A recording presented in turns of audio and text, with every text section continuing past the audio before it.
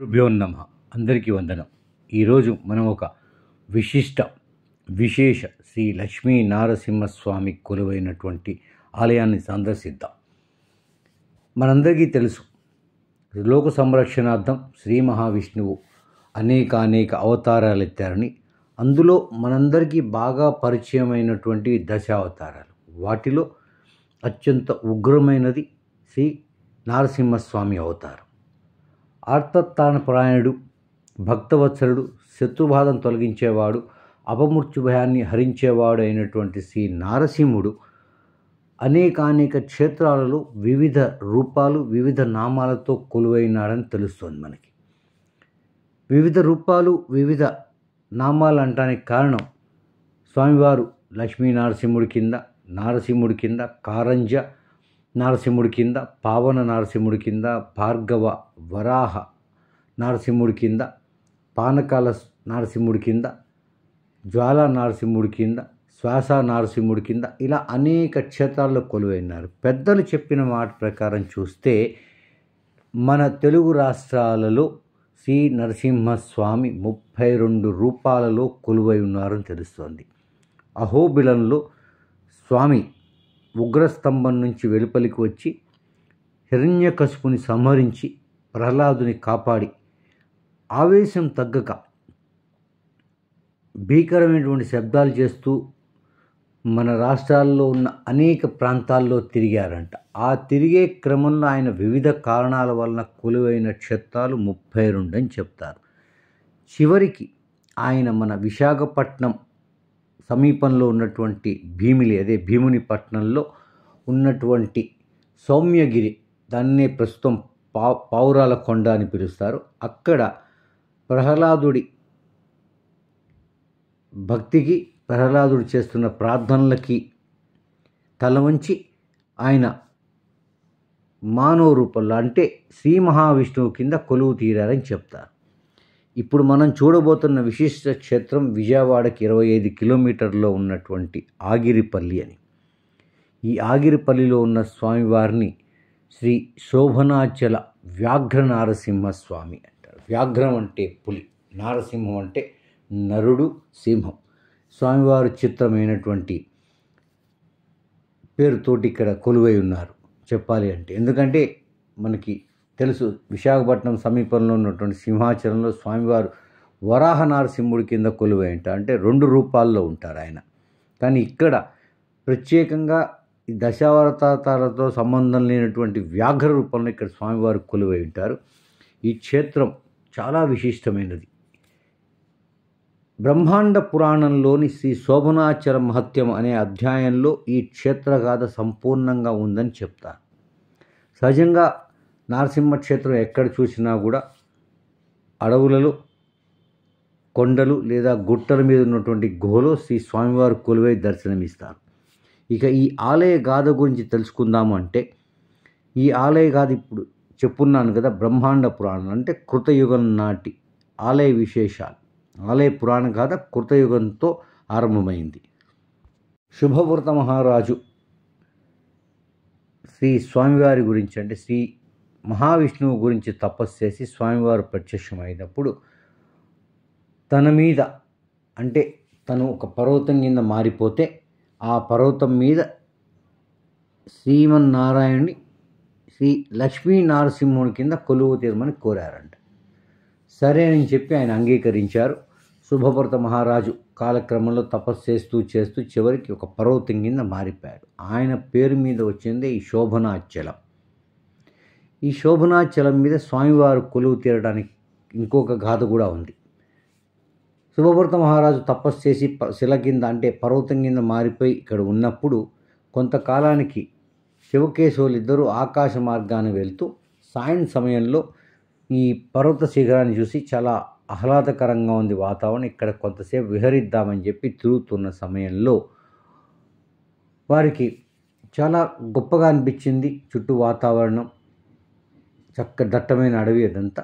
స్వామివారికి అప్పుడు శుభవ్రత మహారాజుకి ఇచ్చినటువంటి వరం గుర్తుకొచ్చి ఆయన అక్కడ శ్రీ వ్యాఘ్ర నారసింహుని కింద కొలువు తీరారని చెప్పి తెలుస్తోంది. అదే సమయంలో ఆయనతో పాటు ఉన్నటువంటి కైలాసరాజుడు కూడా ఇక్కడ మల్లేశ్వర స్వామి కింద కొలువు తీరారు అన్నది క్షేత్రగాథ. ఇది కృతయుగంలో జరిగిన విషయం. ఇది తరువాత అనంతర కాలంలో అనేక మంది రాజులు ఇక్కడ ఆలయాలు నిర్మించారు. కానీ మనకు అందుబాటులో ఉన్నంత వరకు విషయాలు తీసుకుంటే కనుక ఈ ప్రస్తుతం ఆలయాన్ని నూజివీడు రాజులు నిర్మింపజేశారు. ప్రస్తుతం చాలా పురాతనమైన ఆలయం. ఇది చాలా చక్కగా ఉంటుంది. ఇక్కడ ఆలయ విశేషాలు తెలుసుకునే ముందు మరికొంత ఆలయ నిర్మాణం గురించినటువంటి మరికొన్ని విశేషాలు తెలుసుకుందాం. నేను చాలా ఆలయాలు తిరిగానని చెప్తూ ఉంటాను కదా, చోట శిలాశాసనాలే చూశాను తప్ప రాగి శాసనాలు చూసింది చాలా అరుదు. తమిళనాడులో 1-2 ఆలయాలలో ఎప్పుడో చాలా కాలం క్రితం అక్కడ ఉన్నటువంటి రాగి శాసనాలు చోళరాజులు వేయించింది చూసే అవకాశం లభించింది.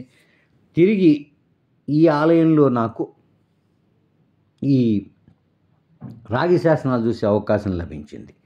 చూశారు కదా, ఎత్తైన రాజగోపురం నుంచి ప్రాంగణంలోకి మనం ప్రవేశిస్తే అక్కడ మనకి ఇందాక నేను చెప్పినటువంటి క్షేత్రగాథ మొత్తం అక్కడ వేసి ఉంటుంది. ఇక ఈ రాగి శాసనాలు రెండూ కూడా ముఖమండపంలో ఉంటాయి. వాటిలో ఉన్న ఒకదాని ప్రకారం 16వ శతాబ్దంలో స్వామివారు దేవులపల్లి వంశం వారికి స్వప్న దర్శనమిచ్చి ఆలయ నిర్వహణ చూడమని చెప్పారంట. వారు 1550వ సంవత్సరంలో గుడిపూడి వంశం వారిని అర్చకుల కింద నియమించారని చెప్పి తెలుస్తోంది. వీరికి ఆ సమయంలో ఈ ప్రాంతాన్నంతా పరిపాలిస్తున్న నైజాం నవాబు, ఆ తరువాత అధికారంలోకి వచ్చినటువంటి బ్రిటిష్ ఈస్ట్ ఇండియా కంపెనీ వారు కూడా ఈ ఆలయానికి సంబంధించిన మడులు మాన్యాలు మొత్తం కూడా దానపత్ర రూపంలో ఇచ్చారని చెప్పి తెలుస్తుంది ఒక శాసనం ప్రకారం. రెండో శాసనం ప్రకారం 1802వ సంవత్సరంలో నూజివీడి జమీందారులైనటువంటి శ్రీ మేకా రామచంద్ర అప్పారావు గారి కుమారులైనటువంటి శ్రీ రాజా శోభనాద్రి అప్పారావు గారు, వారి కుమారుడు శ్రీ రాజా నారయ్య అప్పా రామాయణం గారుకి ధారాదత్తం చేస్తున్నట్లుగా మరొకటి ఉంది. ఈ విగ్రహంలో కనపడుతున్న వారు శ్రీ రాజా నారయ్య అప్పా రామాయణం గారు. వీరు 1868 నుంచి 77 దాకా ఈ ప్రాంతాన్ని జమీందారు కింద పరిపాలించారు. వీరు ఈ ఆలయం ఈ రూపంలో ఉండటానికి ముఖ్య కారకులు. అంతకుముందు వీరి వంశం వారు ఆలయాన్ని నిర్మించినా కూడా వీరు ఎక్కువ శ్రద్ధ తీసుకొని ఆలయాన్ని ఈ రూపంలో ఉంచారు. అదే రూపంలో అంటే 19వ శతాబ్దం నుంచి ఇప్పటికి సుమారుగా 150 సంవత్సరాలు బట్టి ఇదే నిర్మాణం కొనసాగుతూ వస్తోంది. ఇది కాకుండా ఇంకా విశేషం ఏంటంటే ఈ ఆలయంలో కొండపైన ఒక సన్నిధి, కొండ కింద ఒక సన్నిధి ఉంటుంది. కొండపైన స్వయం వ్యక్త అయినటువంటి శ్రీ నరసింహస్వామి, వ్యాఘ్ర నరసింహస్వామి, చెప్పాలంటే శోభనాచల వ్యాఘ్ర నరసింహస్వామి కొండపైన ఉన్న ఆలయంలో కొలువై ఉంటారు. ఆయన పక్కనే వేరొక ఆలయంలో కొండ మల్లేశ్వర స్వామి కింద శ్రీ మహేశ్వరుడు కొలువై ఉంటారు. అనంతర కాలంలో కొండ మీద శ్రీ రాజ్యలక్ష్మి అమ్మవారి సన్నిధి కూడా ఏర్పాటు చేశారు. విశేషం ఏంటంటే శ్రీ కొండ మల్లేశ్వర స్వామి వారు స్వయంభూ అని చెప్తారు. లింగం మీద ఒక ప్రత్యేకమైనటువంటి బ్రహ్మసూత్రం కనపడుతుంది. ఏ 2 శివలింగాల మీద ఉన్న బ్రహ్మసూత్రం కూడా ఒక రకంగా ఉండదు. ఇది ఇంకా ప్రత్యేకంగా ఉంటుంది. ఇక్కడ కొండ మల్లేశ్వర స్వామి వారి లింగం మీద ఉన్నటువంటి బ్రహ్మసూత్రం. ఇక అదేవిధంగా పైన స్వామివారి పాదాలు ఉంటాయి.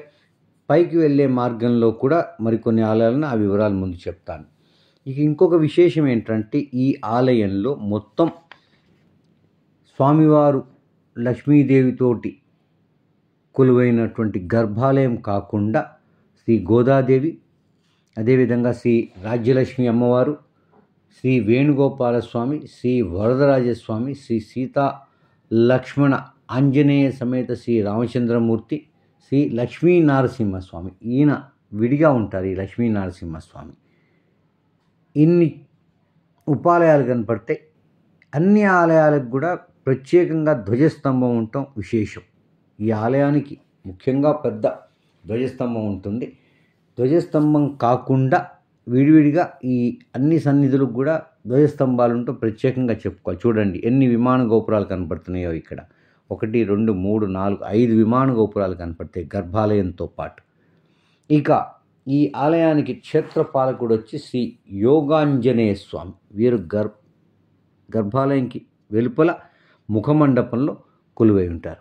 ఇక్కడి నుంచి చూస్తే మనకి 4 అంతస్తుల రాజగోపురం, దానికి ఎదురుగా ఉన్నటువంటి ప్రధాన ధ్వజస్తంభం కనపడతాయి.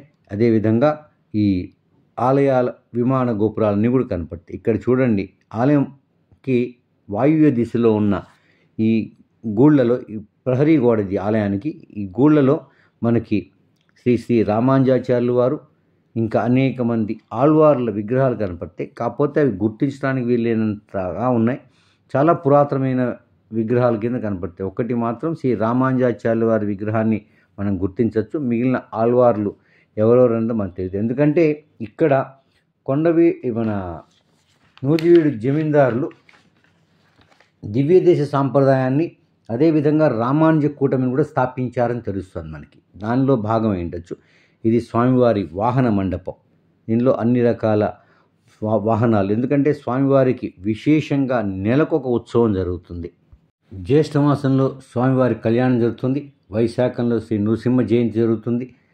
మాఘమాసంలో రథసప్తమి జరుగుతుంది. కార్తీక మాసంలో వార్షిక బ్రహ్మోత్సవాలు, కృత్తికా దీపోత్సవం జరుగుతాయి. అదేవిధంగా ధనుర్మాసంలో మనకు తెలిసిందే పాసురుగానం అది ఉంటుంది.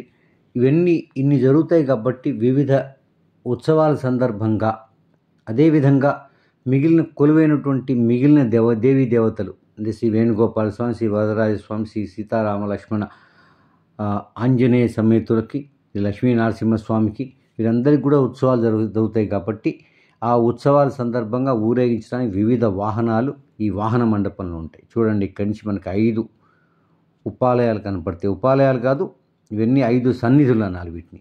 ఇక్కడ వచ్చేటప్పటికి గరుడాళ్వారు కొలువై ఉంటారు. ఇక్కడ మన ధ్వజస్తంభం దగ్గర.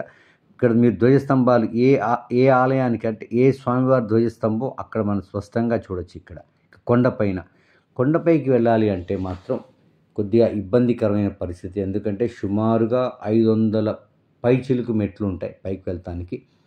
వెళ్ళే దారిలో మనకి కొంత దూరం వెళ్ళిన తర్వాత ఆంజనేయ స్వామి వారి సన్నిధి కనపడుతుంది. పురాతనమైనటువంటి ఆలయం, అది ముందు చూపిస్తాను మీకు. అది దాటిన తర్వాత శ్రీ వేణుగోపాల స్వామి వారి సన్నిధి. ఇంకా అక్కడి నుంచి పైకి వెళితే ఒక పక్క శ్రీ కొండ మల్లేశ్వర స్వామి వారి సన్నిధి, ఇటుపక్క స్వయంభూ శ్రీ శోభనాచల వ్యాఘ్ర నారసింహ స్వామి వారి సన్నిధి. మీరు ఇక్కడ వ్యాఘ్రం అని 2-3 సార్లు నేను ఎందుకు స్పష్టంగా చెప్తున్నానంటే, గర్భాలయంలో ఉన్నటువంటి స్వామివారిని చూస్తే కనుక ఇక్కడ కానీ పైన కానీ అభిషేక సమయంలో చూస్తే స్పష్టంగా నరసింహ మొహానికి బదులుగా మనకి అక్కడ వ్యాఘ్రం అంటే పులి రూపం కనపడుతుంది స్వామివారి మొహంలో. ఇక అలంకరణ చేసినప్పుడు స్వామివారి మొహానికి అలంకరించే వెండి ఆభరణాలు కూడా పులి తాలూకు ముఖంలానే కనపడుతుంది మనకి. అది మీరు స్పష్టంగా చూడొచ్చు కూడా, కిందున్న గర్భాలయంలో కానీ పైన ఉన్న కానీ. కాకపోతే పైన వెళ్తానికి ఏంటంటే చెప్పాను కదా, మెట్ల దారి. ఇప్పుడు కొత్తగా రహదారి కూడా వేస్తున్నారు పైదాకా కూడాను. ఈ రహదారి అయిన దాకా కూడా మనం కాలినడకన వెళ్ళాల్సిందే పైకి. పైన ఉదయం 7 గంటల నుంచి 9 గంటల లోపలే పూజాధికారులు అన్నీ పూర్తి చేసుకొని అర్చక స్వాములు కిందకు వచ్చేస్తారు. ఇక ప్రస్తుతం అయితే అందువల్ల ఈ మెట్ల మార్గం ద్వారానే మనం పైకి వెళ్ళాల్సి ఉంటుంది. ఒక అద్భుత పుణ్యక్షేత్రం. ఎందుకంటే ఎక్కడ బ్రహ్మాండ పురాణంలో ఉంది ఇక్కడ. ఇప్పుడు ఏది తరువాత 1550 సంవత్సరంలో బ్రాహ్మణ కుటుంబం వారైనటువంటి శ్రీ దేవులపల్లి వంశం వారికి స్వామివారు, నేను ఇక్కడ కొలువై ఉన్నాను, నన్ను మీరు